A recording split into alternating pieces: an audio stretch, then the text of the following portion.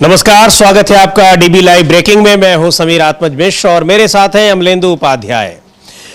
राहुल गांधी को भारतीय जनता पार्टी के प्रवक्ता ने सीधे तौर पर लाइव डिबेट में जान से मारने की धमकी दी है। कांग्रेस पार्टी उस पर जबरदस्त नाराज है। केसी वेणुगोपाल ने गृह मंत्री अमित शाह को चिट्ठी लिखी है कि क्या उन पर कोई कार्रवाई होगी या नहीं होगी, और इसको लेकर एक जबरदस्त राजनीतिक तूफान देखने को मिल रहा है। और उधर एक तूफान जो पहले से उठा हुआ है वो थमने का नाम नहीं ले रहा है, और वो है वोट चोरी का तूफान। एक नए खुलासे में आया है कि एक विधानसभा सीट में कैसे 80,000 मतदाताओं को मतदाता सूची से हटाने के लिए भारतीय जनता पार्टी के विधायक चिट्ठी लिखते हैं, और इस तरह से वो लगातार जो वोट चोरी को लेकर खुलासे हो रहे हैं उनसे चुनाव आयोग बुरी तरह से घिरा हुआ है। अब चुनाव आयोग SIR पर पहले से घिरा हुआ है, वोट चोरी को लेकर घिरा हुआ है, चुनावी प्रक्रिया को प्रभावित करने को लेकर घिरा हुआ है। लेकिन रोज नित नए जो एक खुलासे हो रहे हैं वो ये बता रहे हैं कि वोट चोरी के लगे आरोप ये कितने गंभीर हैं और किस तरह से देश की लोकतांत्रिक प्रक्रिया को खतरे में डाल नहीं रहे हैं बल्कि डाल चुके हैं। और इसको लेकर जो विपक्ष हमलावर है तो उसके हमलावर होने के पीछे बहुत गहरे सबूत हैं और ये एक बहुत गहरी साजिश की जा रही है। लेकिन बात की शुरुआत करते हैं, अगर राहुल गांधी को जिस तरीके से धमकी दी गई है, ये क्या है पूरा मामला। टीवी डिबेट में भारतीय जनता पार्टी के प्रवक्ता राहुल गांधी को सीधे मार देने की धमकी दे रहे हैं, उनकी जान लेने की धमकी दे रहे हैं, गोली मार देने की धमकी दे रहे हैं। लेकिन भारतीय जनता पार्टी की ओर से अब तक उनके खिलाफ कोई कार्रवाई नहीं की गई है। उनको अभी तक ये नहीं बताया गया है कि वो फ्रिंज एलिमेंट है। बताया भी कैसे जा सकता है, क्योंकि वो पार्टी का पक्ष रख रहे थे टेलीविजन डिबेट में। लेकिन कांग्रेस पार्टी ने इसके लिए गृह मंत्री अमित शाह को सीधे तौर पर पत्र लिखा है और यह कहा है कि अगर यह ऐसा नहीं है तो इसका मतलब यह पार्टी की वहां आधिकारिक राय इसको माना जाएगा, क्योंकि पार्टी के प्रवक्ता सीधे तौर पर टीवी डिबेट में कर रहे हैं। पहले बात करते हैं कि मामला है क्या। और केसी वेणुगोपाल ने जो चिट्ठी लिखी है, सांसद है और केरल से ही आते हैं। केरल के एक क्षेत्रीय चैनल में डिबेट के दौरान राहुल गांधी के लिए इस तरह से बीजेपी के प्रवक्ता ने धमकी दी है, जान से मारने की उनको धमकी दी है। क्या कुछ कहा है, और एक लंबी चिट्ठी लिखी केसी वेणुगोपाल ने। अमलेंदु जी, ये जो पिंटू महादेव नाम के सज्जन है और भारतीय जनता पार्टी के प्रवक्ता के तौर पर टेलीविजन की डिबेट में बैठे हुए थे, अखिल भारतीय विद्यार्थी परिषद से जुड़े रहे हैं शुरू से, उन्होंने किस तरीके से राहुल गांधी को जान से मारने की धमकी दी और इस पर अभी तक भारतीय जनता पार्टी की कोई प्रतिक्रिया नहीं आई है, उनके खिलाफ कोई कार्रवाई की बात तो छोड़ दीजिए।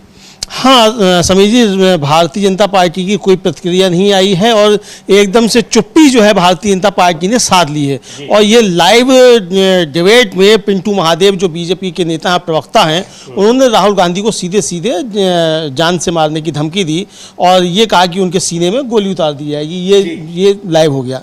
इसको लेकर केसी वेणुगोपाल जो कांग्रेस के महासचिव हैं, उन्होंने अमित शाह को सीधा सीधा पत्र लिखा है और अमित शाह से पूछा है केसी वेणुगोपाल ने कि भाई ये आप बताइए क्या आप इसका समर्थन करते हैं। ये उन्होंने सीधे सीधे पूछा है उन्होंने जी। ये पत्र स्क्रीन पर दिखाई पड़ रहा है, आप इसको देख सकते हैं। केसी वेणुगोपाल का पत्र है जो उन्होंने गृह मंत्री अमित शाह को लिखा है और ये पूछा भी है कि क्या ये पार्टी की वास्तव में आधिकारिक राय है और इस तरह की उसकी विचारधारा है, विपक्षी नेताओं को लेकर इस तरह की उसकी सोच है, और अगर नहीं है तो पार्टी ने अब तक उस प्रवक्ता के खिलाफ कार्रवाई क्या की है। हाँ बिल्कुल, ये है कि अब तक आपने उस प्रवक्ता के खिलाफ क्या कार्रवाई की है, ये जो है वो पूछा गया है अमित शाह से। और वेणुगोपाल ने जो है वो अपने जोर दिया है अपने पत्र में कि राहुल गांधी के जीवन को तत्काल खतरा और ये धमकी केवल एक व्यक्ति पर हमला नहीं है बल्कि उस लोकतांत्रिक भावना पर हमला है जिसका वे प्रतिनिधित्व करते हैं। और उन्होंने अमित शाह से इस मामले में त्वरित निर्णायक और सार्वजनिक रूप से कार्रवाई करने का आग्रह किया है, अन्यथा इसे विपक्ष के नेता के खिलाफ हिंसा को वैध बनाने और सामान्य बनाने की मिलीभगत माना जाएगा। राष्ट्र तत्काल अनुकरणीय कानूनी कार्रवाई की मांग करता है ताकि न्याय त्वरित, दृश्यमान और गंभीर हो।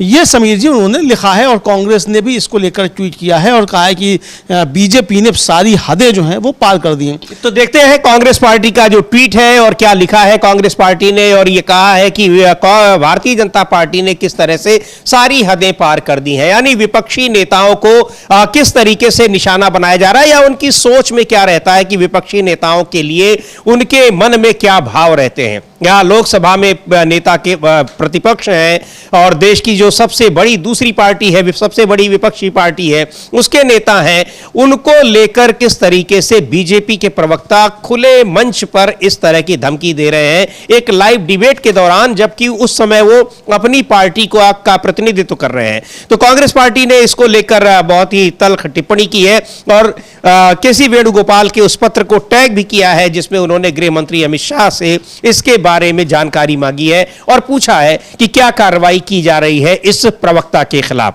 तो लिखा है कांग्रेस पार्टी ने कि बीजेपी ने सारी हदें पार कर दी। भारतीय राष्ट्रीय कांग्रेस लोकसभा में नेता प्रतिपक्ष श्री राहुल गांधी को लाइव टीवी पर बीजेपी के प्रवक्ता पिंटू महादेव द्वारा दी गई जान से मारने की धमकी की कड़ी निंदा करती है। यह कोई अचानक कही गई बात या अतिशयोक्ति नहीं है, यह एक ऐसे नेता को जान से मारने की ठंडी और सोची समझी धमकी है जो न्याय की लड़ाई में हर भारतीय के साथ खड़ा है। यह कानून के शासन, संविधान पर जो हर नागरिक को सुरक्षा की गारंटी देता है और लोकतंत्र पर सीधा हमला है। राहुल जी को अलग अलग मौकों पर दी गई धमकियों में यह नवीनतम धमकी बीजेपी के इरादों पर गंभीर सवाल खड़े करती है। क्या ये लोगों के नेता राहुल गांधी जी के खिलाफ कोई बड़ी खतरनाक साजिश है? क्या बीजेपी गुंडागर्दी, हिंसा और जान से मारने की धमकियों की राजनीति को बढ़ावा देती है? क्या बीजेपी विपक्ष के नेता जो एक संवैधानिक पद पर है और अन्य विपक्षी नेताओं के खिलाफ हिंसा को सामान्य बनाने की कोशिश कर रही है, जो उनकी गलत नीतियों के खिलाफ आवाज उठाते हैं? कांग्रेस पार्टी और पूरा देश मांग करता है कि राज्य पुलिस पिंटू महादेव के खिलाफ तुरंत और सख्त कार्रवाई करे। बीजेपी नेतृत्व इस कृत्य की स्पष्ट शब्दों में निंदा करे और जनता से माफी मांगे। अगर बीजेपी ऐसा नहीं करती है तो देश को यह मानने का पूरा कारण होगा कि पीएम मोदी और गृह मंत्री अमित शाह इस घिनौने कृत्य में शामिल है। राहुल गांधी की आरएसएस बीजेपी विचारधारा के खिलाफ बेखौफ लड़ाई ने उन्हें परेशान कर दिया है, लेकिन कोई भी धमकी या हिंसा उन्हें भारत के लोगों के लिए खड़े होने और संविधान की रक्षा करने से नहीं रोक सकती। देश किसी भी धमकी या अत्याचार के खिलाफ एकजुट है। आप हमें जितना डराएंगे हमारा संकल्प उतना ही मजबूत होगा। ये लिखा है कांग्रेस पार्टी ने और केसी वेणुगोपाल के उस पत्र को भी टैग किया है। अब यह बड़ी हैरान करने वाली बात है, यहां पर कितने मुकदमे राहुल गांधी के खिलाफ लोगों के मानहानि से जुड़े हैं। यानी उन्होंने कुछ बोल दिया, उससे किसी की उनके सम्मान पर ठेस पहुंच गई, उसको लेकर केस दर्ज कर दिया गया। यहां सीधे उनको जान से मारने की धमकी दी जा रही है। एक टेलीविजन डिबेट में धमकी दी जा रही है, एक सार्वजनिक मंच पर धमकी दी जा रही है और कोई कार्रवाई नहीं हो रही है। भारतीय जनता पार्टी अपने प्रवक्ता के खिलाफ कोई कार्रवाई नहीं कर रही। उसके लिए कांग्रेस पार्टी को चिट्ठी लिखनी पड़ रही है। समीर जी, कांग्रेस को चिट्ठी लिखनी पड़ रही है, लेकिन यहाँ नालायकी कांग्रेस की भी साफ दिखाई पड़ रही है। यानी कांग्रेस जो है कल की घटना पर आज ट्वीट कर रही है, 3 घंटा पहले, वो भी अंग्रेजी में ट्वीट कर रही है। और कांग्रेस के तमाम प्रवक्तागण जो टीवी चैनलों पर जाकर बीजेपी के प्रवक्ताओं और एंकरों की गालियां सुनने के लिए बेताब रहते हैं और तमाम जो है वो अपने वीडियो बनाकर डालते रहते हैं, अभी तक किसी का एक भी वीडियो जो है इस मामले पर नहीं आया, किसी का एक भी वक्तव्य हमने कम से कम नहीं देखा। और किसी ने किया हो तो हम कह नहीं सकते। अभी केवल 57 मिनट पहले इमरान प्रतापगढ़ी ने 1-2 मिनट का लगभग जो अपना वीडियो जारी किया है, केवल मैंने वही वीडियो देखा है। मैंने देखा पवन खेड़ा कल हिंदू धर्म क्या है इस पर ज्ञान दे रहे हैं। सुप्रिया शिंदे जी खामोश बैठी हुई हैं, केवल एक लाइन का ट्वीट करके, केसी वेणुगोपाल के पत्र को रीट्वीट करके। जयराम रमेश ने एक शब्द नहीं है, जयराम रमेश के पे एक शब्द नहीं है, खड़गे जी के पे भी एक शब्द नहीं है। और आप देखिए कि अगर मोदी जी की मां को किसी ने गाली दे दी, जबकि वो राहुल गांधी का मंच नहीं था, तेजस्वी यादव का मंच नहीं था, किस तरीके से भारतीय जनता पार्टी ने उस पर तूफान मचा दिया, हल्ला मचा दिया। यहां आपके नेता को सरेआम जान से मारने की खुलेआम धमकी दी जा रही है, लाइव टीवी डिबेट पे धमकी दी जा रही है। और कांग्रेसी जो अभी तक सो रहे हैं, शाम को सो के उठेंगे, उसके बाद फिर जब देखेंगे क्या क्या चल रहा, तब फिर वीडियो अपने जारी करेंगे और टीवी चैनलों पर शाम को जाकर फिर गालियां खाएंगे कांग्रेस के मतलब प्रवक्ता जो हैं, बीजेपी प्रवक्ताओं की और एंकरों की। बस ये काम करेंगे और इतिश्री हो जाएगी। तो मुझे नहीं लगता समीर जी की इतनी मतलब आप कह सकते हैं कि ये कांग्रेस के जो संगठन है उसकी साफ तौर पर कमजोरी दिखाई पड़ती है। यानी आप सिर्फ अपने प्रमोशन पर ही लगे रहते हैं कि किस तरीके से टीवी पे आकर अपना चेहरा चमकाया जाए, और भले ही आपके नेता को जान से मारने की धमकियां दी जाती रही हो। तो हम लोग देखेंगे खैर इसको लेकर।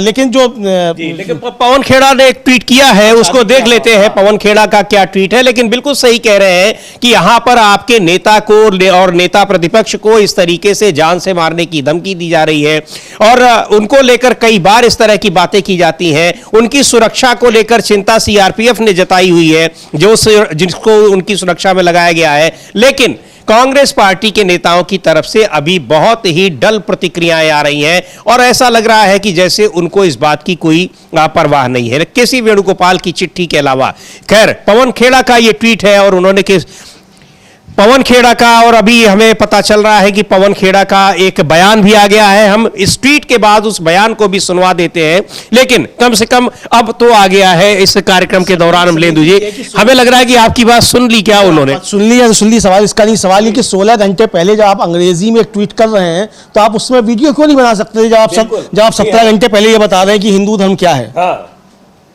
तो जब आप ये बता रहे हैं 3 मिनट का वीडियो बनाकर, तो 1 मिनट का वीडियो इसमें हो सकता था। मुझे लगता है कि आपको धर्म और दर्शन पे ज्ञान देने के लिए इसकी ज्ञान की आवश्यकता नहीं है। जो आपका पॉलिटिकल मुद्दे हैं आप उन पर बात कीजिए ना। आपके नेता को सरेआम धमकी दी जा रही है जान से मारने की, और समझिए छोटी मोटी धमकी नहीं है।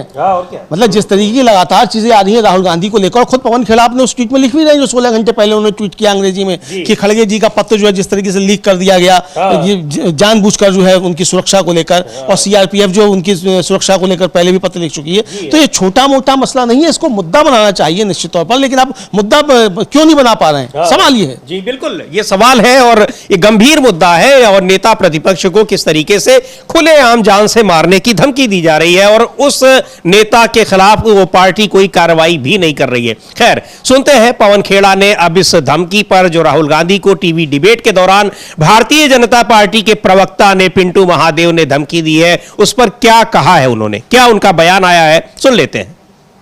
अहिंसा कायरता की आड़ नहीं होती, अहिंसा वीरता का सर्वोच्च गुण होता है, और ये गुण हमने अपने आजादी के आंदोलन में देखा जब अहिंसा के रास्ते से हमने अंग्रेजों को हराया। और जो वैचारिक लड़ाई होती है उसके हथियार कोई गोली बारूद बंदूक नहीं होते, उसके हथियार विचार होते हैं। लेकिन जब प्रतिद्वंदी के पास विचारों के हथियार नहीं होते परास्त करने को, तो वो हिंसा का सहारा लेते हैं, जैसे कि गोडसे ने लिया। जो राइट विंग एक्सट्रीमिज्म है, चरमपंथी मानसिकता है, उसने गांधी जी को गोली मार दी। आज फिर से वही right wing extremism Rahul Gandhi को धमकी दे रहा है। भारतीय जनता पार्टी के प्रवक्ता ने टीवी पर आकर कहा कि राहुल गांधी की छाती पर गोली मार देनी चाहिए। कोई एक्शन नहीं हुआ है अभी तक। इससे पहले सीआरपीएफ ने एक चिट्ठी लिखी, एक नहीं अनेक चिट्ठियां लिखी, चिट्ठी को लीक किया। खड़गे जी को चिट्ठी लिखी राहुल गांधी जी की सुरक्षा को लेकर, लीक किया। राहुल गांधी की सुरक्षा को लेकर यह राजनीति क्यों बनाई जा रही है, माहौल क्या बनाया जा रहा है, इसमें षड्यंत्र की बू आती है। और कौन रच रहा है ये षड्यंत्र? ये वही लोग हैं जो वैचारिक लड़ाई में हार रहे हैं, जिनके पास विचार को विचार से परास्त करने के हथियार नहीं हैं। यह षड्यंत्र बेनकाब होना होगा। पहले आपने गालियों का इस्तेमाल करके राहुल गांधी को चुप कराने की कोशिश की, अब गोलियों की धमकी दे रहे हो। कश्मीर से कन्याकुमारी लोग राहुल गांधी के मुद्दों से आकर्षित होकर उनसे जुड़ रहे हैं। यह आपको पच नहीं रहा, यह हजम नहीं हो रहा। आपकी चोरी रंगे हाथों पकड़ी जा रही है, यह आपको अब समझ में आ चुका है कि आपके दिन लद गए हैं। हिंसा का सहारा आप नहीं ले सकते, हम आपको नहीं लेने देंगे। यह देश देख रहा है कि षड्यंत्र कौन रच रहा है और क्या षड्यंत्र रचा जा रहा है। जय हिंद। तो ये एक षड्यंत्र का हिस्सा है, ये जानबूझकर और सीधे आरोप लगा रहे हैं कि पूरी पार्टी इसका मतलब उनके साथ खड़ी है, और निश्चित तौर पर इतना इस अभी तक उनके उस प्रवक्ता के खिलाफ अगर पार्टी ने कोई कार्रवाई नहीं की है, संज्ञान तक नहीं लिया है, तो फिर उसको समझा किया जाए। हाँ बिल्कुल समझिए, जाहिर सी बात है कि जो सवाल उठाया है पवन खेड़ा ने भी अपने इस वक्तव्य में, और कांग्रेस का जो ट्वीट है उसमें भी, और ये सीधे सीधे कहा गया है अमित शाह जी से कि भाई आप अपना स्पष्टीकरण दीजिए। केसी वेणुगोपाल ने तो साफ तौर पर कहा है कि क्या अगर आप इस पर कार्रवाई नहीं करते, इसका मतलब आप इसका समर्थन करते हैं, तो इसमें इस कार्रवाई क्या कार्रवाई करेंगे? नूपुर शर्मा पे जैसे कर दी थी, बता देंगे फ्रिंज एलिमेंट है। लेकिन आपका तो आप फ्रिंज एलिमेंट्स को अपना प्रवक्ता बनाते क्यों हैं? अगर फ्रिंज एलिमेंट है तो आप उसको प्रवक्ता अपना बनाते क्यों हैं? और अगर नहीं, आप इस पर कार्रवाई नहीं करते तो सीधा सीधा इसका मतलब कि राहुल गांधी की जान को जो खतरा है उसके पीछे नरेंद्र मोदी, अमित शाह, जेपी नड्डा तीनों फिर इसका मतलब शामिल है। फिर अगर आप इस पर कार्रवाई नहीं करते हैं तो यही कांग्रेस कह रही है। ये तो अमलेंदु जी बिल्कुल आप सही कह रहे हैं, एक मैटर है, लेकिन ये भी तो है कि आपने एक नेता को और एक जान से मारने की धमकी आप सार्वजनिक मंच से दे रहे हैं। आपराधिक मामला है, कांग्रेस के किसी नेता ने उनके खिलाफ को वहां पर केरल तक में एफआईआर दर्ज नहीं कराई है। हाँ बिल्कुल, कोई खबर अभी तक तो नहीं। हाँ अभी तक नहीं, और जब आएगी खबर तो बता दी जाएगी खबर आ गई है। हो सकता है हमारी सूचनाएं लेट चल रही हो, लेकिन अभी तक हमने नहीं देखा कि किसी ने जो है एफआईआर कराई हो। भाई जब आपने चिट्ठी लिखी अमित शाह को, उसी समय एफआईआर भी दर्ज करानी चाहिए थी। भाई कानूनी कार्रवाई आप करिए, उसके बाद पार्टी से कार्रवाई की आप मांग बाद में करिए, पहले तो कानूनी कार्रवाई, क्योंकि यह एक आपराधिक कृत्य है। किसी को भी जान से मारने की धमकी अगर दी जा रही है, और ये तो राहुल गांधी को दी जा रही है, नेता प्रतिपक्ष है और कांग्रेस पार्टी के नेता हैं, बड़े नेता हैं। खैर, सुन लेते हैं कांग्रेस के सांसद इमरान प्रतापगढ़ी, उन्होंने क्या कहा है जिस तरीके से राहुल गांधी को बीजेपी प्रवक्ता ने जान से मारने की धमकी दी है उस पर। भारतीय जनता पार्टी का प्रवक्ता पिंटू महादेव एक प्रमुख टीवी चैनल पर बैठ करके बिना डर, बिना किसी झिझक के नेता प्रतिपक्ष राहुल गांधी जी को सीधे छाती पर गोली मारने की धमकी देता है। पूरा देश चुप है। क्या उसी तरह से जैसे महात्मा गांधी जी को छाती पे गोली मार दी गई, जैसे इंदिरा गांधी जी का सीना गोलियों से छलनी कर दिया गया, आप उसी तरह से इस देश के गरीबों की, मजलूमों की और देश की असल जनता की सबसे मजबूत आवाज नेता प्रतिपक्ष राहुल गांधी जी को रास्ते से हटाने की साजिश कर रहे हैं? मेरा सवाल है भारतीय जनता पार्टी की नफरत वाली राजनीति से कि आप लोकतंत्र में विश्वास नहीं रखते। आपका प्रवक्ता, आपकी पार्टी का आधिकारिक नेता टीवी चैनल पर बैठ करके नेता विपक्ष को गोली मार देने की धमकी देता है छाती पर, और आप चुप हैं। मेरा एक सवाल यह भी है कि लगातार नेता प्रतिपक्ष राहुल गांधी जी की सुरक्षा को जानबूझकर खतरे में क्यों डाल रही है भाजपा सरकार? भारतीय जनता पार्टी के सोशल मीडिया के वॉलंटियर लगातार राहुल गांधी जी की यात्रा की डिटेल लीक क्यों करते हैं? राहुल गांधी जी के खिलाफ कौन सी साजिश कर रहे हैं आप? राहुल गांधी जी की आवाज से कितना डर गई है भारतीय जनता पार्टी? मेरा सवाल है देश के गृह मंत्री से और देश के प्रधानमंत्री से कि नेता प्रतिपक्ष की सुरक्षा को पुख्ता करने के लिए आप क्या कर रहे हैं? और आपकी ही पार्टी के नेता अगर टीवी चैनलों पर खुलेआम उन्हें गोली मारने की धमकी देते हैं तो आप क्या कार्रवाई कर रहे हैं? कैसा संदेशा देश को दे रहे हैं? और मेरा सवाल है भारतीय जनता पार्टी के राष्ट्रीय अध्यक्ष जगत प्रकाश नड्डा जी से कि आपकी पार्टी में ये जो हत्यारी मानसिकता के लोग बैठे हैं, आप उनके खिलाफ कार्रवाई कर रहे हैं या नहीं कर रहे हैं? या उनकी मानसिकता को आपकी पार्टी की मानसिकता क्यों ना समझा जाए? उनकी मानसिकता को पार्टी के नेताओं की सोच में परिलक्षित होते हुए क्यों ना समझा जाए? मेरा सवाल है नड्डा जी से, मेरा सवाल है नरेंद्र मोदी जी से, मेरा सवाल है अमित शाह जी से कि तो ये सवाल है पार्टी के, बीजेपी के तमाम बड़े नेताओं से, गृह मंत्री से, लेकिन एक बड़ा सवाल ये भी है वो कांग्रेस पार्टी के नेताओं और कार्यकर्ताओं से है कि आखिर उस धमकी को लेकर, उस धमकी पर उनकी पार्टी ने क्या संज्ञान लिया है और क्या कार्रवाई की है, किस तरीके से वो उस प्रक्रिया के तहत गए हैं कार्रवाई के लिए जो प्रक्रिया निर्धारित है आम लोगों के लिए। यानी किसी को अगर जान से मारने की धमकी दी जा रही है तो फिर उसके खिलाफ कोई शिकायत पुलिस में क्यों नहीं दर्ज कराई गई? हाँ बिल्कुल समझिए, वाजिब प्रश्न है कि अभी तक एफआईआर दर्ज क्यों नहीं कराई गई है? पॉलिटिकल लड़ाई अपनी जगह होती रहेगी, पॉलिटिकल लड़ाई, लेकिन ये जिस तरह पॉलिटिकल लड़ाई बिल्कुल नहीं है। कोई व्यक्ति अगर मारने की धमकी दे रहा है इसका मतलब ये उसकी मानसिकता, उसके दिमाग में वो चीजें गूंज रही है कहीं ना कहीं से, उसके दिमाग में गूंज रही है। और जो इस तरह की बात समझिए खुलेआम टीवी चैनल पर बोल रहा है, इसका मतलब वो कल वो कर भी सकता है, बिल्कुल उसको सामने दिखाई पड़ जाए। और जिस तरीके से राहुल गांधी की सुरक्षा में लगातार चूक हो रही है, जिस तरीके से उनकी सुरक्षा घटाई गई है, ये एक बड़ा खतरा राहुल गांधी के लिए। हम लोग पहले भी अपने कार्यक्रमों में इसको लेकर चर्चा कर चुके हैं कि राहुल गांधी को की सुरक्षा को लेकर गंभीर खतरे हैं और इससे इनकार नहीं किया जा सकता। और जिस पत्र का जिक्र कर रहे हैं पवन खेड़ा मल्लिकार्जुन खड़गे के, उसमें भी ये चिंताएं जताई गई थी और उसको लीक कर दिया गया। हाँ। इसका मतलब आप समझिए कि किस स्तर पर साजिशें रची जा रही हैं कि पार्टी का अध्यक्ष राहुल गांधी की सुरक्षा को लेकर पत्र लिख रहा है और उस पत्र को लीक किया जा रहा है मीडिया में। तो कितने ऊंचे स्तर पर साजिशें रची जा रही हैं राहुल गांधी के खिलाफ, ये साफ तौर पर समझा जा सकता है। तो कांग्रेस को सतर्क होना चाहिए समीर जी, और ये बाद में फिर होता रहता है फिर सब कुछ, लेकिन सतर्कता बहुत ज़्यादा जरूरी है। राहुल गांधी जिस तरीके से लोगों से आकर मिल रहे हैं, जिस तरीके से उनका जनाधार बढ़ रहा है, लोगों में उनकी बात पहुंच रही है, जाहिर सी बात है कि भारतीय जनता पार्टी को इससे परेशानी होना स्वाभाविक है। और जिस तरीके की अब तक हरकतें रही हैं भाजपा के लोगों की, तो किसी भी खतरे से इनकार नहीं किया जा सकता इस तरीके का, तो इसको गंभीरता से लेना चाहिए।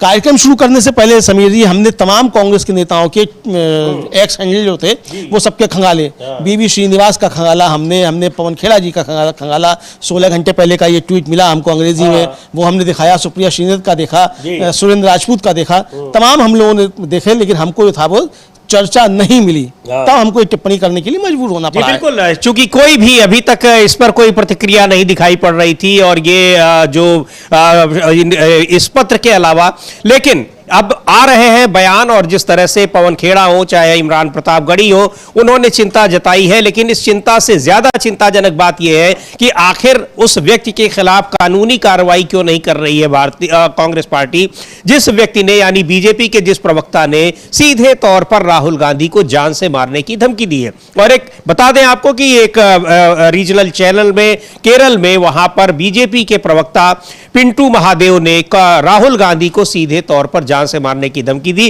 टीवी पर शायद लद्दाख मामले को लेकर कोई बहस चल रही थी, और उस बहस में वो राहुल गांधी के ऊपर इतने नाराज दिखाई पड़े कि उन्होंने सीधे तौर पर कह दिया कि राहुल गांधी को गोली मार देनी चाहिए। कुछ इस तरह की बात कही उन्होंने, अमलेंदु जी। हाँ, बिल्कुल इसी तरह की बात कही। जो सामने आ रहा है वो यही कहा कि वो इस तरह की बात जो है वो सामने आ रही है कि किस तरीके से राहुल गांधी को साफ साफ कहा कि उनके सीने में जो है गोली उतार देनी चाहिए।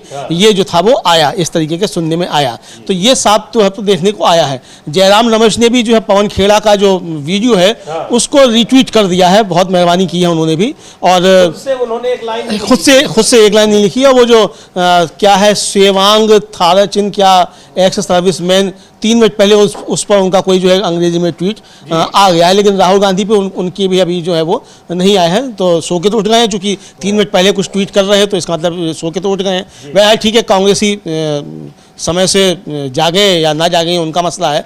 हम लोगों की चिंता ये है कि अगर राजनीति में इस तरीके से विचारों की अगर मतभिन्नता होगी और इस हद तक पहुंच जाएगी समीर जी, तो फिर इसका मतलब भारतीय जनता पार्टी इस लोकतंत्र की जो है, ये राहुल गांधी को धमकी नहीं है समीर जी, सिर्फ ये इस डेमोक्रेसी को धमकी है सीधे तौर पर, कि इस डेमोक्रेसी के हम सीने में गोलियां उतार देंगे। ये साफ तौर पर एक तरीके से धमकी इसको देखा जा सकता है। सवाल ये नहीं कि राहुल गांधी को दी या किसको दी, बात यह है कि अगर विपक्ष का कोई नेता है या सत्ता पक्ष का भी कोई नेता है, और अगर उसको इस तरीके की धमकियां दी जाएंगी खुलेआम, और पार्टी जो है उस पर खामोश बैठ जाएगी जिस पार्टी से वो आता है, तो इसका मतलब कि उस पार्टी का उसको मौन समर्थन प्राप्त है, ये बिल्कुल साफ तौर पर समझा जाएगा। वरना जेपी नड्डा साहब को साफ तौर पर सामने आकर माफी मांगनी चाहिए, अमित शाह को माफी मांगनी चाहिए, और नरेंद्र मोदी को माफी मांगनी चाहिए पूरे देश से, और इसके ऊपर कार्रवाई करनी चाहिए, और खुद जो है बीजेपी को एफआईआर दर्ज करानी चाहिए इस व्यक्ति के खिलाफ। कांग्रेस कराए ना कराए, लेकिन बीजेपी को इस पर एफआईआर दर्ज करानी चाहिए। लेकिन हम लोग समझते हैं कि देश को किस तरफ ले जाया जा रहा है, तो ये खतरे समीर जी जो है ये काफी ज्यादा इस डेमोक्रेसी के ऊपर अब दिखाई पड़ने लगे हैं। जी बिल्कुल, ये खतरे दिखाई पड़ रहे हैं, और एक गंभीर मसला है कि एक टीवी डिबेट के दौरान, यानी राजनीतिक जो एक वैचारिक लड़ाई होती है, वो लड़ाई किस तरह से दुश्मनी में बदल रही है, और दुश्मनी के बाद अब किस तरीके से जानलेवा बनने की कोशिशों की ओर बढ़ रही है। सीधे तौर पर एक पार्टी के नेता प्रवक्ता, जो कि पार्टी की आधिकारिक आवाज होते हैं उस जगह पर, वो दूसरी पार्टी के एक बड़े नेता को जान से मारने की धमकी दे रहे हैं। केरल में एक टीवी डिबेट के दौरान भारतीय जनता पार्टी के प्रवक्ता पिंटू महादेव ने राहुल गांधी को जान से मारने की धमकी दी, और उसको लेकर इस समय हंगामा मचा हुआ है। हालांकि अभी तक उनके खिलाफ कोई कार्रवाई नहीं की गई है, न तो भारतीय जनता पार्टी की ओर से कोई कार्रवाई की गई है, और न ही शासन प्रशासन की तरफ से उस प्रवक्ता के खिलाफ कोई कार्रवाई नहीं की गई है। और जैसे ही कोई कार्रवाई होती है तो वो सूचना भी हम आप तक पहुंचाएंगे। और कांग्रेस पार्टी की जो थोड़ी बहुत प्रतिक्रियाएं थी वो हमने आपको बताई कि पवन खेड़ा और इमरान प्रतापगढ़ी ने बयान जारी कर इसकी निंदा की है, और इसको एक तरीके से भारतीय जनता पार्टी की विचारधारा से जोड़ते हुए उसकी निंदा की है। लेकिन जिस तरीके से अभी अब एक प्रतिक्रियाएं लगातार आ रही हैं और कांग्रेस पार्टी के नेताओं ने, और ऐसा लग रहा है जो अमलेंदु जी कह रहे हैं कि जैसे जैसे अब लोग जग रहे हैं सोकर, हालांकि 12:30 बजने को है, वैसे वैसे ये प्रतिक्रियाएं आती जा रही हैं। लेकिन इसमें प्रतिक्रियाओं का मतलब नहीं है, क्या कार्रवाई पार्टी खुद कर रही है, चूंकि एक आपराधिक कृत्य है और अगर उस कृत्य के खिलाफ कोई कानूनी कार्रवाई नहीं की जा रही है तो यह भी समझ में आ रहा है कि कांग्रेस पार्टी भी कितनी एक उदासीन है राहुल गांधी के ऊपर। इतने बड़े जो उनको थ्रेट मिला है, धमकी मिली है, उसको लेकर भी वो कितनी उदासीन है, ये साफ तौर पर दिखाई पड़ रहा है। हाँ बिल्कुल सभी जी, साफ तौर पर दिखाई पड़ रहा है। लेकिन इस बीच अतुल लोंढे पाटिल जो हैं कांग्रेस के प्रवक्ता हैं, महाराष्ट्र के मुख्य प्रवक्ता हैं, उन्होंने भी अपना एक वीडियो जारी किया है, वीडियो वक्तव्य जारी किया और लिखा है कि आरएसएस ने देश में सांप्रदायिक वातावरण बनाया जिसके कारण महात्मा गांधी जी के सीने पर गोली मारी गई। हमने अपने दो प्रधानमंत्री खोए, राहुल जी को खरोच भी आई तो सरदार पटेल बनने में वक्त नहीं लगेगा। हम लोग सुन भी सकते हैं कि उन्होंने क्या कहा है इसको लेकर। जी बिल्कुल, महाराष्ट्र के नेता हैं कांग्रेस के अतुल लोंढे पाटिल क्या कह रहे हैं और राहुल गांधी को जिस तरह से बीजेपी प्रवक्ता ने जान से मारने की धमकी दी है उस पर उनका क्या कहना है। कांग्रेस ने अब तक सीने पे गोली खाकर कई बलिदान दिए और इसकी जिम्मेदार जिस तरह से आरएसएस ने एक वातावरण प्रदूषित किया, सांप्रदायिक वातावरण की निर्मित की, उसके पहले बलि महात्मा गांधी चढ़े, सीने में गोली मारी। उसी तरह इंदिरा जी के भी सीने में गोली दागी गई थी। दो प्रधानमंत्री हमने खोए हैं और आज इसी तरह से बीजेपी के प्रवक्ता ने डिबेट में सोच समझकर राहुल जी को भी सीने पे गोली मारकर खत्म करने की धमकी दी।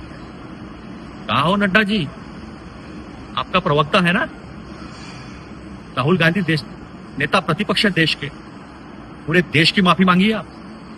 और एक बात समझ लीजिए, राहुल गांधी के बाल को भी धक्का नहीं लग सकता। हम लाखों सीने खड़े हो जाएंगे सामने, आपकी गोलियां कम पड़ जाएगी, सीने कम नहीं पड़ेंगे कांग्रेसियों के और इस देश की जनता की, क्योंकि राहुल गांधी जी मोहब्बत का नारा लेके आगे जा रहे हैं। राहुल गांधी जी संविधान को बचाने की बात कर रहे हैं। राहुल गांधी जी बेरोजगारों को रोजगार देने की बात कर रहे हैं। राहुल गांधी जी आदिवासी, दलित, अल्पसंख्यक, महिला और ईबीसी में जो गरीब लोग हैं उनके हकों की बात कर रहे हैं और उनके हकों की वो बात करेंगे।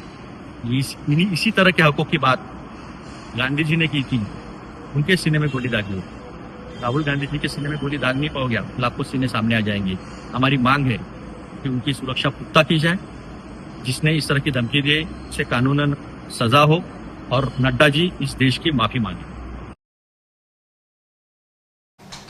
तो जेपी नड्डा माफी मांगे, जेपी नड्डा तो माफी मांगने से रहे, कहीं से नहीं लग रहा है। लेकिन ये बहुत गंभीर मामला है कि राहुल गांधी को जान से मारने की धमकी दी जा रही है और उनके खिलाफ कोई कार्रवाई नहीं हो रही है। कानूनी कार्रवाई तो करनी चाहिए कांग्रेस पार्टी को उस प्रवक्ता के खिलाफ, उस पिंटू महादेव के खिलाफ, जिन्होंने राहुल गांधी को सीधे तौर पर सार्वजनिक मंच पर इतनी बड़ी धमकी दी है। और बहुत ही गंभीर मसला है अमलेंदु जी, बिल्कुल राष्ट्रीय राजनीति में कहे, किसी स्थानीय राजनीति में भी इस तरह से सार्वजनिक मंच पर किसी को मार देने की धमकी तो शायद ही कभी किसी ने दी हो, लेकिन अब यह राजनीति उस स्तर तक पहुंच चुकी है। हाँ बिल्कुल समझिए, काफ़ी राजनीति जो है घटिया स्तर पर पहुंच चुकी है और इस तरीके की घटनाएं जो मतलब आप देखिए कि अब अपराधी जो है किस तरीके से भारतीय जनता पार्टी पे काबिज होते चले जा रहे हैं।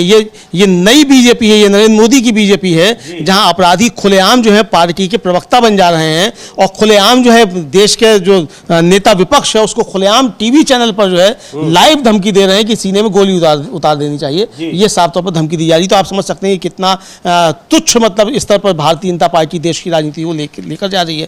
राजस्थान कांग्रेस के प्रदेश अध्यक्ष गोविंद सिंह डोटासरा, उन्होंने भी ट्वीट किया है केसी वेणुगोपाल के पत्र को वो लिख रहे हैं, डोटासरा, गोविंद सिंह डोटासरा लिख रहे हैं कि लोकसभा में नेता प्रतिपक्ष राहुल गांधी जी को बीजेपी प्रवक्ता द्वारा लाइव टीवी पर खुलेआम मौत की धमकी देना अत्यंत निंदनीय एवं गंभीर चिंता का विषय है।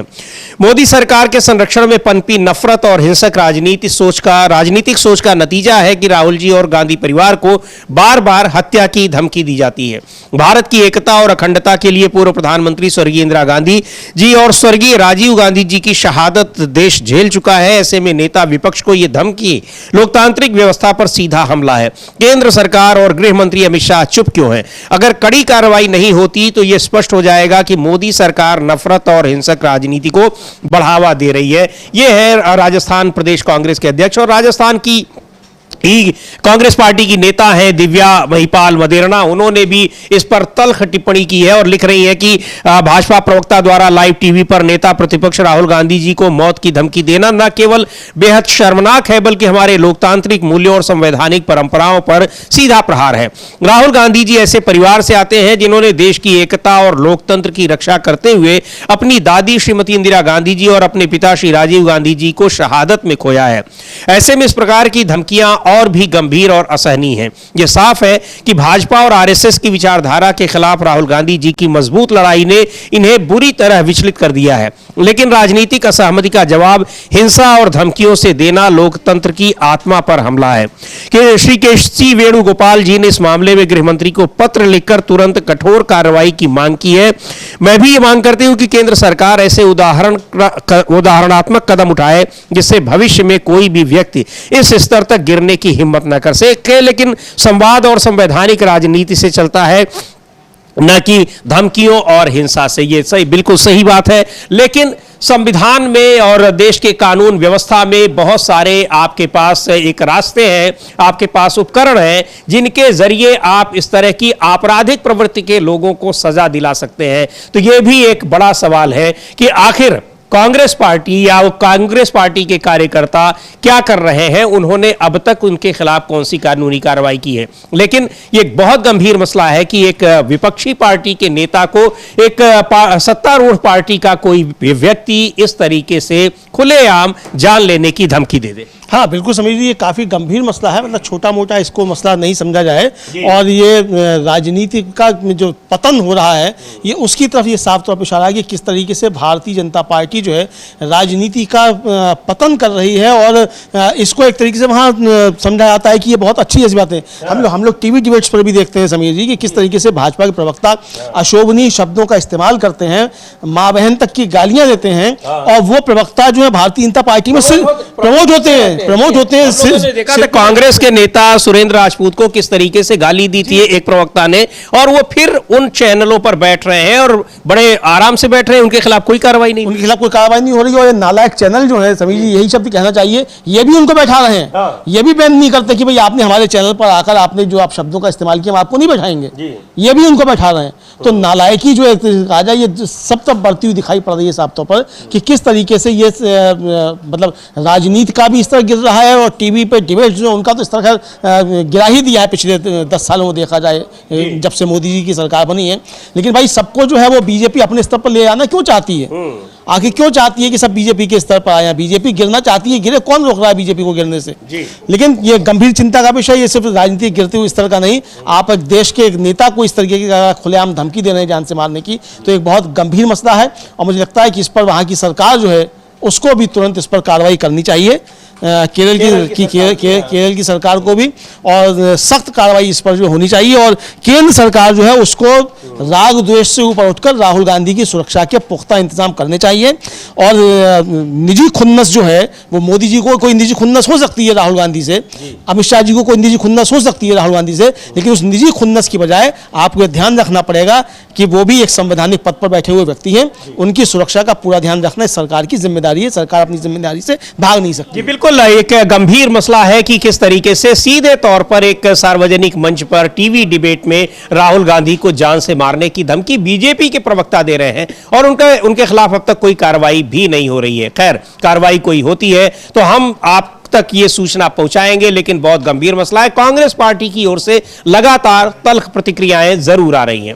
और बढ़ते अब उस खबर की ओर जो इस समय चुनाव आयोग और भारतीय जनता पार्टी को बुरी तरीके से परेशान किए हुए है।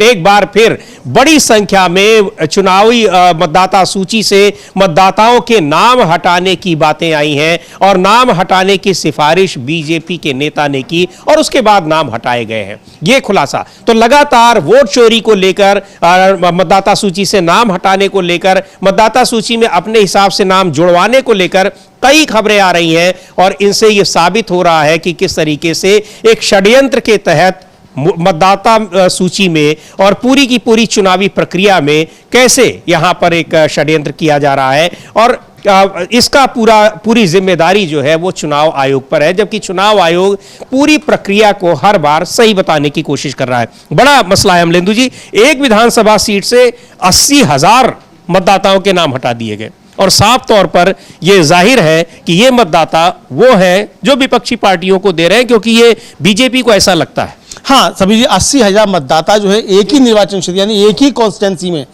लगभग 2.5 लाख के आसपास की कॉन्स्टिट्यूंसी होती है, उसमें 80,000 मतदाताओं के, उनमें अधिकांश मुस्लिम थे। इनके नाम बार बार हटाने की कोशिश की गई और वहां की जो एक स्थानीय विधायक हैं उनका जो निजी सहायक है उसके पत्र पर, लेटर हेड पर जो है ये किया गया और जो रिपोर्टर्स कलेक्टिव है उसकी ये रिपोर्ट है समीर जी, और उसका रिपोर्टर्स कलेक्टिव का कहना है कि चुनाव आयोग के जिलाधिकारी ने इन कोशिशों को स्वीकार किया। भाजपा के किसी भी राज्य पदाधिकारी ने इनसे इनकार नहीं किया।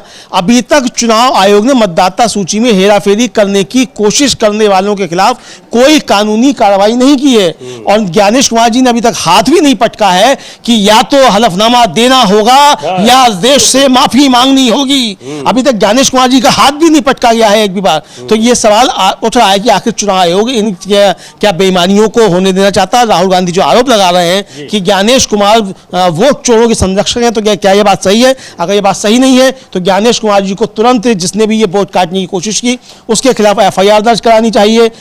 एक पत्रकार अगर जाकर के, यूट्यूबर अगर वहां जाकर के ये बता देता है कि SIR में क्या क्या गड़बड़ी हो रही है, उस पर तुरंत FIR दर्ज हो जाती है। यहाँ 80,000 वोट जो है एक ही लेटर हेड पे भाजपा का एक कार्यकर्ता जो नेता जो है वो काटने की कोशिश करता है और उस पर कोई कार्रवाई नहीं होती। अभी तक कोई FIR नहीं है और जबकि जो चुनाव के जिलाधिकारी हैं वो इसको स्वीकार करने की ऐसा हुआ है।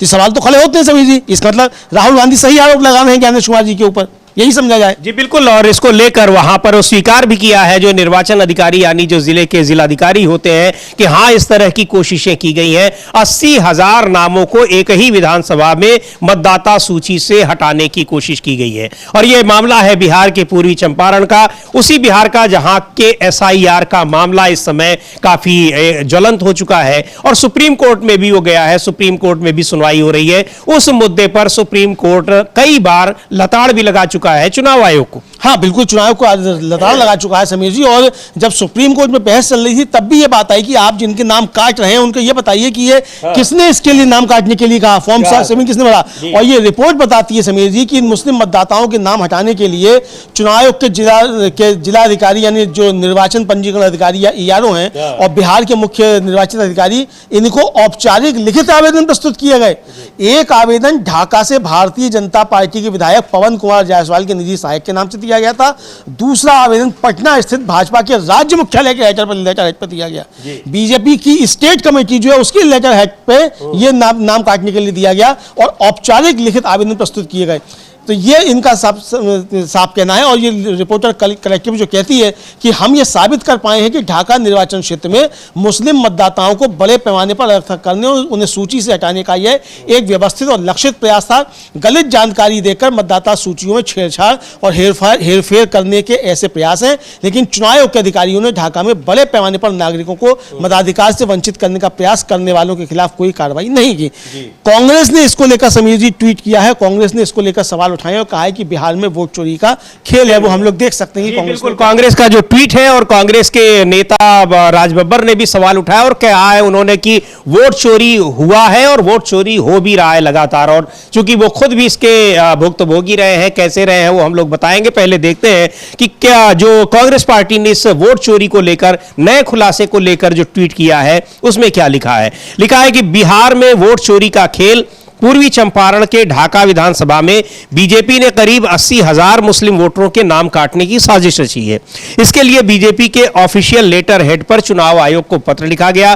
पत्र में कहा गया कि ये लोग भारत के नागरिक नहीं हैं, इनका नाम वोटर लिस्ट से काट दिया जाए। इसके साथ ही वहां पार्टी के BLA भी हर दिन चुन चुनकर 10 मुस्लिम वोटरों के नाम चुनाव आयोग को भेज रहे थे ताकि उन्हें भी वोटर लिस्ट से उड़ा दिया जाए।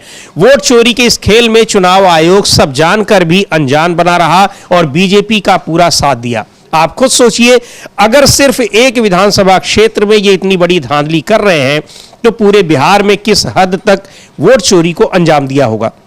बीजेपी और चुनाव आयोग की वोट चोरी के कारनामे हर दिन देश के सामने आ रहे हैं। जनता इन वोट चोरों का पूरा हिसाब करेगी, ये कांग्रेस पार्टी का ट्वीट है। और इस वोट चोरी में जो बिहार के पूर्वी चंपारण के ढाका विधानसभा इलाके का है, वहां का मामला दिया गया। यानी अमलेंदु जी, बल्क में कुछ जगहों से वोटर्स के नाम हटा दिए जाएं और बल्क में कुछ जगहों पर वोटर्स के नाम जोड़ दिए जाएं। फर्जी वोटर्स के महादेवपुरा में जो खुलासा किया था राहुल गांधी ने कर्नाटक में, ये खेल पूरा हो रहा है, ये लगातार स्पष्ट होता दिखाई पड़ रहा है। ये बिल्कुल स्पष्ट होता दिखाई पड़ रहा है। और समीर जी की जिस तरीके की आलंद सीट जो थी वहाँ की कर्नाटक की, उसका मामला सामने आया। अब ये इसी तरीके का एक मामला जो है ये ढाका कॉन्स्टिट्यूंसी है बिहार की, उसका ये सामने आया है। और ये जो रिपोर्टर्स कलेक्टिव है उसका रिपोर्ट जो है ये कहती है कि मौजूदा भाजपा विधायक ने इन खुलासों पर कोई प्रतिक्रिया नहीं दी, लेकिन उन्होंने पलटकर विपक्षी राष्ट्रीय जनता दल पर 40,000 हिंदू मतदाताओं के नाम हटाने की कोशिश करने का आरोप लगाया। हालांकि बार बार अनुरोध करने के बावजूद उन्होंने अपने दावे के समर्थन में कुछ भी बोलने या सबूत साझा करने से इनकार कर दिया। ढाका बिहार के पूर्वी चंपारण जिले का एक सीमावर्ती निर्वाचन क्षेत्र है, जहां भाजपा ने 2020 के विधानसभा चुनाव में राजद से 10,114 मतों से के अंतर से जीत हासिल की थी, जबकि कुल 2.08 लाख मत पड़े थे। यानी समीर जी की जहां जहां भारतीय जनता पार्टी कम मार्जिन से जीती, और इसको भी देखना पड़ेगा कि इतने भी मार्जिन से कैसे जीत गई, वहां सब ये खेल किए जा रहे हैं। और चुनाव आयोग का जो SIR है वो भारतीय जनता पार्टी को लाभ पहुंचाने का एक टूल है। यही साफ तौर पे अब समझ में आने लगा है, क्योंकि जिस तरह की खबरें सामने निकल कर आ रही हैं ये साफ तौर पे बताती हैं कि चुनाव आयोग भारतीय जनता पार्टी के अनुषंगिक संगठन की तरीके से काम कर रहा है। विपक्ष यही आरोप लगातार लगा रहा है। जी बिल्कुल, ये आरोप लगातार लग रहे हैं कि वोट चोरी की जा रही है और लगातार जारी है। सुन लेते हैं कांग्रेस के नेता हैं, वरिष्ठ नेता हैं, सांसद रह चुके हैं, राज बब्बर फिल्म अभिनेता रहे हैं, वो क्या कह रहे हैं वोट चोरी को लेकर। देखिए, ये भरोसा अब लोगों के बीच में, और इसको कहने की जरूरत नहीं होती है। अगर आपको देखना हो, सबूत भी सामने आए हैं, राहुल गांधी ने दिए हैं। फिर चोरी के बहुत सारे तरीके होते हैं, लेकिन ये सच है कि हाँ, वोट चोरी होती है और वोट चोरी हुई है। अभी गुड़गांव में जिस तरह से अभी फैसला निकल कर आ रहा है, चंद मेरे ख्याल पूरी कॉन्स्टिट्यूंसी में नहीं है, इसमें 70,000 वोट का कुछ हुआ है, लेकिन उसको और थोड़ा सा पुख्ता करने की कोशिश है। वो जब कर लेंगे तो उसको शाया करेंगे, ऐसा मुझे लगता है। तो वोट चोरी हो रही है, हुई है पहले भी और लगातार वो जारी है, ये कहना है राज बब्बर का। राज बब्बर भी अमलेंदु जी लोकसभा चुनाव में गुड़गांव सीट से उम्मीदवार थे और उन्होंने भी उस समय ये कहा कि ये धांधली हुई है, चूंकि बहुत एक मजबूत स्थिति में वहां पर थे और मतगणना के समय भी काफी अच्छी स्थिति में थे, बिल्कुल वैसे ही जैसे वाराणसी में कांग्रेस के उम्मीदवार अजय राय थे। हाँ बिल्कुल, भुक्तभोगी है एक तरह से भी उसके। हाँ बिल्कुल, ये भी भुक्तभोगी और समझा सकता है कि इनकी भी सीट पे वोट चोरी हुई होगी। तो अब ये वोट पे इनकी अगर हुई वोट चोरी तो ये साफ तौर पर समझा जाना चाहिए कि इसको अब जो है वो कार्रवाई इस पर होनी चाहिए। और लगातार वोट चोरी के मामले जो लगातार बढ़ते चले जा रहे हैं, उनको घेरा जा रहा है। अब इसी तरीके से समझिए, इस पर हम और आगे चर्चा करते हैं कि आखिर इसमें रिपोर्ट में क्या क्या जो है आया है। और ये कलेक्टिव रिपोर्ट की रिपोर्ट हाँ, ये कलेक्टिव इसकी रिपोर्ट जो है ये आया है और ये बता रही है मतलब कि जो 24 जून से 24 जुलाई के बीच बिहार में जो लागू हुआ ऐसा यहाँ भी लागू हो गया। ढाका के लोगों को अपनी नागरिकता, पहचान और अपने सामान्य निवास स्थान के प्रमाण के तौर पर अलग अलग तरह के दस्तावेज पेश करके खुद को नए सिरे से मतदाता के रूप में पंजीकृत करने के लिए 30 दिन का समय मिला। बीच में चुनाव आयोग ने निर्णय लिया कि लोगों को केवल गणना प्रपत्रों में अपना नाम भरना होगा तथा बाद में उन्हें दस्तावेजी साक्ष्य उपलब्ध कराने होंगे। चुनाव आयोग के बूथ स्तरीय अधिकारी जल्दबाजी, भ्रम और अफरा तफरी में फैल गए। नागरिकों और उनकी ओर से BLO द्वारा फॉर्म भरे जा रहे थे। यही सिलसिला पूरे राज्य में दोहराया जा रहा था। 31 जुलाई तक SIR का यह चरण समाप्त हो गया और चुनाव आयोग द्वारा एक मसौदा सूची जारी की गई। विपक्षी दलों और चुनावी प्रक्रियाओं पर नजर रखने वाले नागरिक समाज समूहों की मांग के बावजूद भारत निर्वाचन आयोग अपने रुख पर अड़ा रहा और उसने मतदाता सूची का मसौदा ऐसे प्रारूप में जारी किया जिससे आंकड़ों को पढ़ना और बड़े पैमाने पर विश्लेषण करना कठिन हो गया। ये हम लोगों ने बताया भी था समीर जी। और जैसे ही राहुल गांधी ने लगाया था वोट चोरी का आरोप, तुरंत फिर जो था वो उसका फॉर्मेट बदल दिया गया और सुप्रीम कोर्ट में जब फटकार लगी तब फिर इसको सर्चेबल किया गया, वरना सर्चेबल वो नहीं था, ये सामने आया। अब यह है कि चुनाव आयोग ने जिन बूथ स्तरीय अधिकारियों और कथित स्वयंसेवकों नियुक्त करने का दावा किया था, उन्हें अब ऐसे पीड़ित लोगों की सहायता करनी थी। कानून के तहत निर्वाचन क्षेत्र का कोई भी मतदाता एक पूर्व निर्धारित फॉर्म के माध्यम से 3 आधारों पर किसी अन्य मतदाता का नाम हटाने की मांग कर सकता है। मतदाता की मृत्यु हो गई हो, वह निर्वाचन क्षेत्र में नहीं रहता हो या वह भारतीय नागरिक नहीं हो। यहाँ जो सारी वो की गई उसका था कि ये भारतीय नागरिक नहीं है, लेकिन इसके मामले में सुप्रीम कोर्ट की 3 जजों की खंडपीठ लाल बाबू हुसैन मामले में पहले ही आदेश दे चुकी है कि किसी भी व्यक्ति का एक बार मतदाता सूची में नाम आ गया है, इसका मतलब यह है कि वो भारत का नागरिक है और सोच समझकर ही उसका नाम मतदाता सूची में शामिल किया गया है। चुनाव आयोग भी ऐसे किसी मतदाता का नाम नहीं काट सकता। ये साबित करना जिसने शिकायत की है उसका या आयोग का है कि वो भारत का नागरिक नहीं है, उस मतदाता को साबित नहीं करना है। तो यहाँ जो बीजेपी के प्रवक्ता थे, ये मतलब जो विधायक थे, उन्होंने अपने निजी सहायक से दिलवाया उनको, और जो भारतीय जनता पार्टी के राज्य मुख्यालय के लेटर हेड पर गया तो बीजेपी को यह साबित करना था और चुनाव को साबित करना था कि ये जो है भारतीय नागरिक नहीं है। तो चुनाव तो अधिकारी तो स्वीकार कर रहे हैं कि इस तरीके की कोशिशें हुई नाम कटवाने की और इस तरीके से आया, लेकिन कार्रवाई नहीं हुई, वो अलग अलग मसला है। लेकिन ये चिंताएं हैं।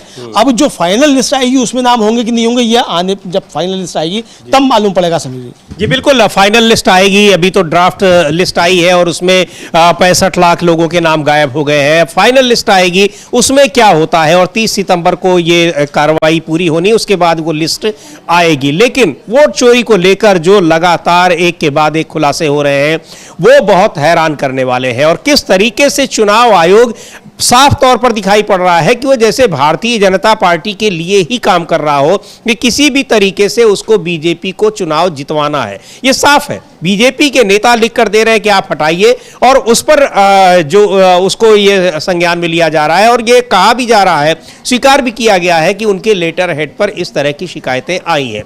अब ये सारी चीजें दिखा रही हैं कि कैसे यहां पर लोकतांत्रिक प्रक्रिया को, लोकतंत्र को खत्म करने की कोशिश की जा रही है। जो आरोप लगातार लगाए जा रहे हैं और इतने गहन एक कह लीजिए कि उसके इन्वेस्टिगेशन, जांच और पूरी पड़ताल के बाद जिस तरह से एक के बाद एक खुलासे हो रहे हैं, चाहे वो महादेव का पुरा का हो या फिर अलंद सीट का हो, उससे ये साफ साबित हो रहा है कि जो आरोप लग रहे हैं उनमें सच्चाई है, दिखाई पड़ रही है। सुप्रीम कोर्ट में भी जिस तरह से लगातार बहस हो रही है और कई बार चुनाव आयोग को जो सुप्रीम कोर्ट से फटकार लगी है, वहां भी ये साबित हो रहा है कि चुनाव आयोग क्या कुछ कर रहा है ये सुप्रीम कोर्ट भी अब भली भांति जान चुका है। बिल्कुल समझिए, भली बात जान चुका है, और इसीलिए सुप्रीम कोर्ट की तरफ से टिप्पणी भी आई कि एक भी गड़बड़ी पकड़ी गई तो हम पूरी प्रक्रिया ही निरस्त कर देंगे, और बिहार के मामले में जो आदेश आएगा वो सिर्फ बिहार के मामले में नहीं होगा, पूरे देश में जो SIR की प्रक्रिया है उसके मामले में आएगा।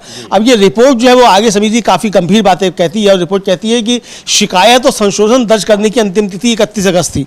19 अगस्त से शुरू होने वाले मतदान से 13 दिन पहले भाजपा के बूथ स्तरीय एजेंटों यानी BLA में से एक ने मतदाताओं के नाम हटाने की शिकायतें दर्ज करना शुरू कर दी, एक दिन में 10।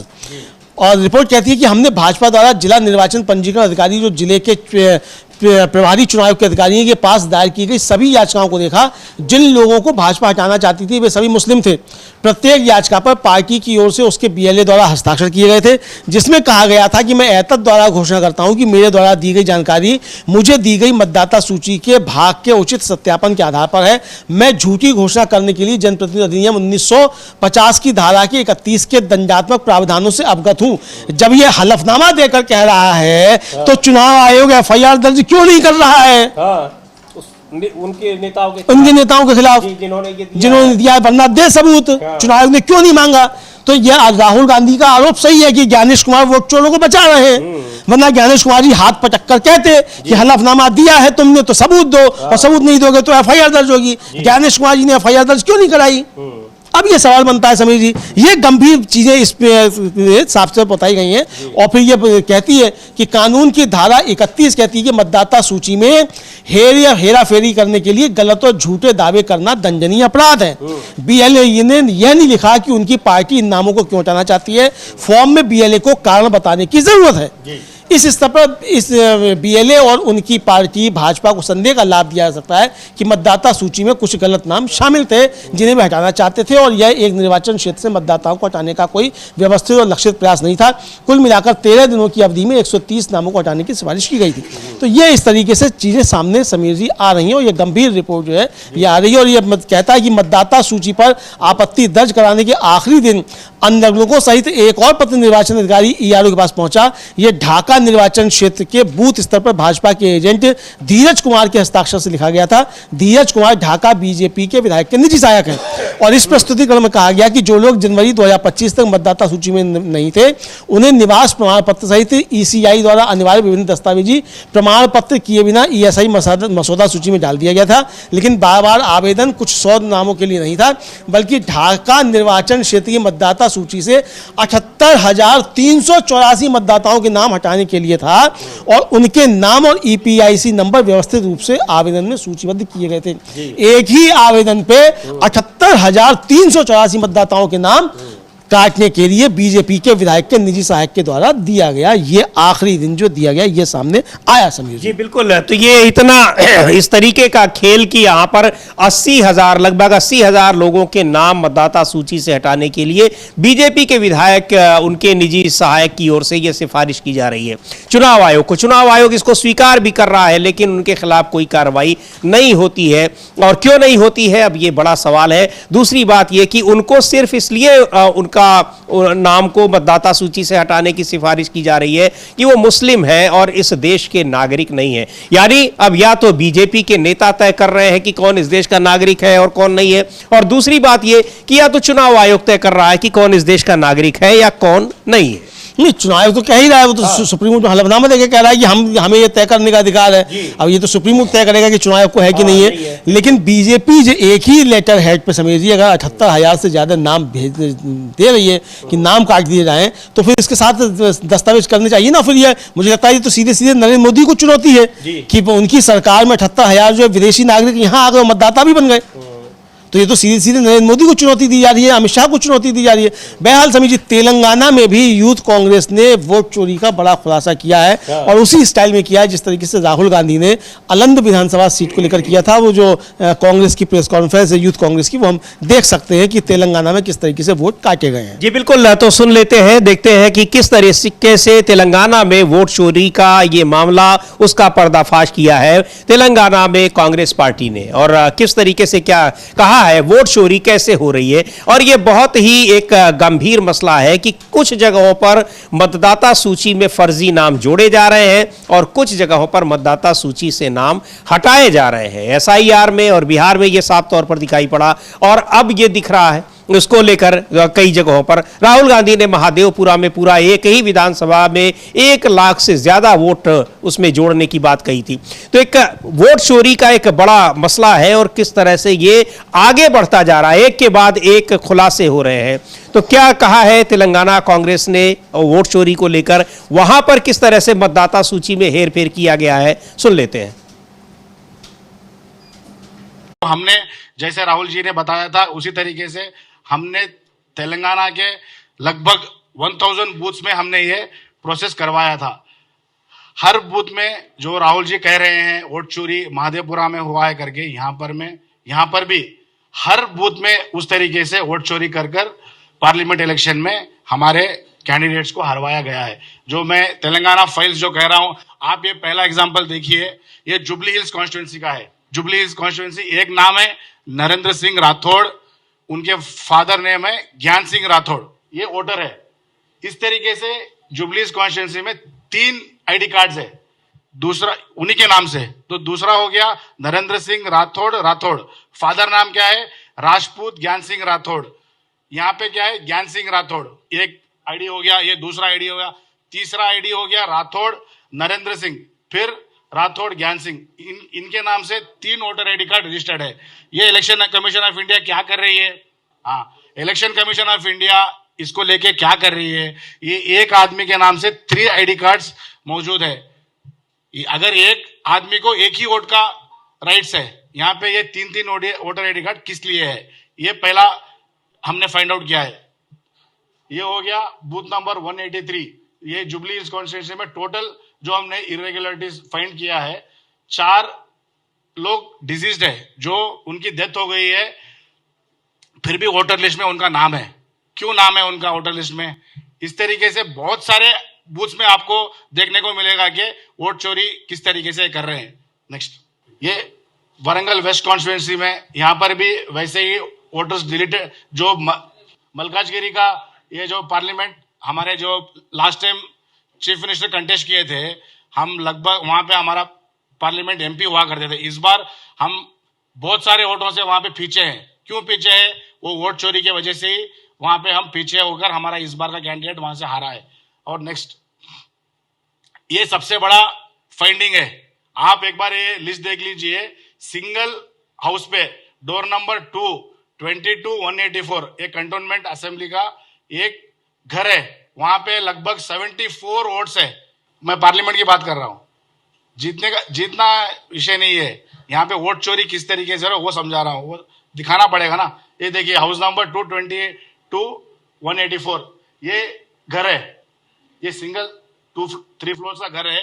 यहाँ क्या आपको लगता है कि 74 वोट्स सिंगल घर में 74 लोग रहेंगे? यहाँ पे इस तरीके से वोट चोरी हो रही है। अगर इलेक्शन कमीशन सच में कह रहा है कि वोट चोरी नहीं हुई है, तो इलेक्शन कमीशन को वो प्रूफ करना पड़ेगा। राहुल जी जो सवाल उठा रहे हैं, वो सवाल का जवाब इलेक्शन कमीशन ऑफ इंडिया को देना ही पड़ेगा।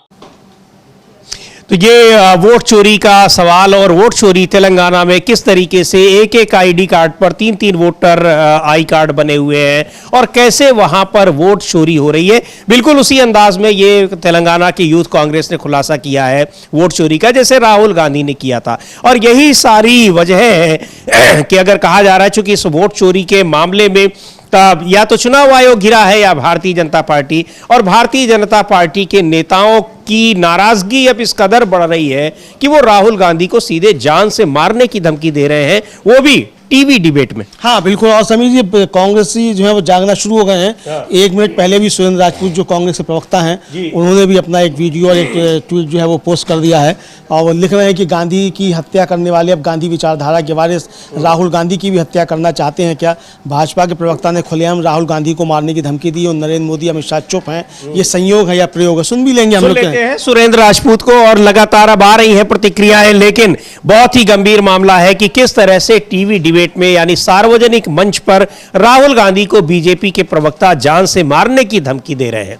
तो सुरेंद्र राजपूत ने क्या कहा है उसको लेकर यह प्रतिक्रिया दी है, और सुने। और आपको बताया हमने कि केसी वेणुगोपाल जो कांग्रेस पार्टी के राष्ट्रीय महासचिव हैं, सांसद हैं, उन्होंने गृह मंत्री अमित शाह को एक पत्र लिखकर पूछा है कि क्या इस पर कोई कार्रवाई होगी, इस प्रवक्ता पर जिन्होंने ये धमकी दी है, या फिर ये माना जाए कि ये भारतीय जनता पार्टी का राहुल गांधी को लेकर आधिकारिक स्टैंड है। सुनते हैं पहले सुरेंद्र राजपूत को क्या कह रहे हैं। पहले गांधी को मारा, अब उसके वारिस को मारने की धमकी। क्या भारतीय जनता पार्टी की विचारधारा का यही चाल, यही चरित्र और यही चेहरा है? क्या वो हत्या करके हिंदुस्तान में लोकतंत्र को स्थापित करना चाहती है? क्या ये लोकतंत्र है? पहले उस विचारधारा ने गांधी को मारने की धमकियां दी और फिर गोडसे ने गांधी का कत्ल किया। लेकिन क्या आप गांधी के विचार को मार पाए? अब उसी विचारधारा के सजग प्रहरी श्री राहुल गांधी जी को मारने की धमकी भारतीय जनता पार्टी का आधिकारिक प्रवक्ता दे रहा है, सीने पे गोली मारने की धमकी दे रहा है, और नरेंद्र मोदी चुप है, अमित शाह चुप है। क्या आप राहुल गांधी को मार करके यहां पर लोकतंत्र स्थापित करना चाहते हैं?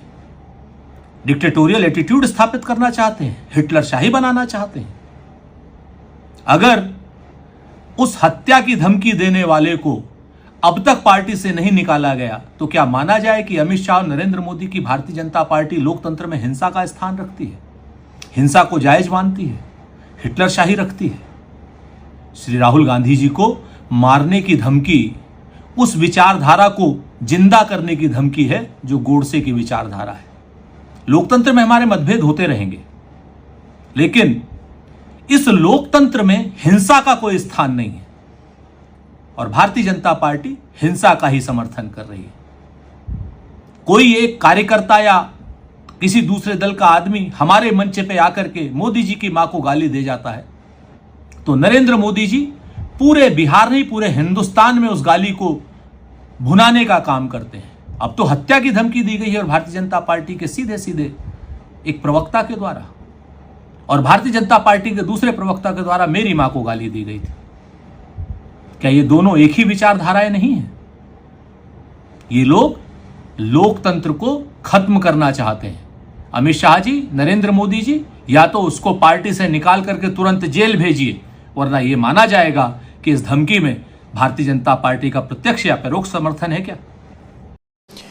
तो इस धमकी को लेकर कांग्रेस पार्टी में जबरदस्त नाराजगी है और धीरे धीरे अब वो प्रतिक्रियाएं आ भी रही है कि किस तरह से है। लेकिन बड़ा सवाल यही है कि आखिर धमकी देने वाले इस पार्टी के प्रवक्ता के खिलाफ भारतीय जनता पार्टी ने अब तक क्या कार्रवाई की, और अभी तक तो कोई एक निंदा या कड़ी निंदा भी नहीं हुई है अमलेंदु जी किसी की तरफ से, जहां तक मैं समझ पा रहा हूं, ना उनके मीडिया सेल की ओर से और ना ही किसी और नेता की तरफ। किसी की तरफ से कुछ नहीं आया है, भाजपा की ओर से भी कुछ नहीं। हाँ, अभी तक कुछ नहीं आया, हमने नहीं देखा, और आया हो तो हम कह नहीं सकते, लेकिन हमने अब तक जब तक खंगाला है तमाम सबके, हमें कोई भी इस पर प्रतिक्रिया बीजेपी की तरफ से नहीं मिली कि हमारा नहीं है प्रवक्ता या प्रवक्ता है तो हम इसको निकालेंगे, कार्रवाई की जाएगी, पार्टी ऐसी, ये पार्टी की सोच नहीं है, इस तरीके बंदा तो ये कह देते ना ये पार्टी की सोच नहीं है, ये उनकी व्यक्तिगत सोच होगी, ये भी नहीं है। तो मुझे लगता है कि भारतीय जनता पार्टी पिंटू महादेव के साथ भी उसी तरीके से खड़ी हुई है, जैसे चिन्मयनंद के साथ खड़ी हुई थी, जैसे कुलदीप सिंह सेंगर के साथ खड़ी हुई थी, ब्रजभूषण शरण सिंह के साथ खड़ी हुई थी, तो इसी तरीके से खड़ी होगी। फिर इसका मतलब ही समझा जा सकता है। प्रियंक खड़गे जो कर्नाटक के मंत्री हैं, उन्होंने एक ट्वीट किया है समीर जी, और वो ट्वीट भी हम लोग बता सकते हैं क्या। बिल्कुल, वो देखते हैं क्या लिखा है प्रियंक खड़गे ने, और लिख रहे हैं कि आज हम जो देख रहे हैं वो आरएसएस की विचारधारा और संस्कृति का चरम रूप है जो झूठ, विभाजन और कट्टरता पर पनपती है। हमें यह नहीं भूलना चाहिए किसी विचारधारा ने एक समय नाथूराम गोडसे को हिंसा के रास्ते पर ले जाकर महात्मा गांधी की हत्या करवाई थी। खतरा सिर्फ इसके अतीत में नहीं है, बल्कि यह है कि ये कैसे आज भी वर्तमान को प्रभावित कर रही है। राष्ट्रवाद के नाम पर असहिष्णुता को सामान्य और नफरत को जायज ठहरा रही है। प्रियंक खड़गे कर्नाटक में मिनिस्टर हैं और उन्होंने ये ट्वीट लिखा है। तो इसका ये कांग्रेस में आपको बता दें कि ये पूरी कहानी क्या है कि केरल कांग्रेस में वहां पर एक टेलीविजन चैनल में डिबेट के दौरान बीजेपी के प्रवक्ता ने राहुल गांधी को जान से मारने की धमकी दी, और उसको लेकर ये अब सारी प्रतिक्रियाएं आ रही हैं। अभी तक उनके खिलाफ कार्रवाई कोई नहीं हुई है। कार्रवाई क्या होती है इस पर रहेंगी हमारी भी निगाहें। आप भी बने रहिए डीबी लाइव के साथ और आप भी देखते रहिए कि क्या कार्रवाई कर रही है, खास तौर पर भारतीय जनता पार्टी अपने इस नेता पर जो सीधे तौर पर हिंसा की धमकी दे रहा है और राहुल गांधी को जान से मारने की धमकी दे रहा है। बने रहिए डीबी लाइव के साथ। इस कार्यक्रम को अब यही समाप्त करते हैं। मुझे और अमलेंदु उपाध्याय को दीजिए अनुमति। नमस्कार।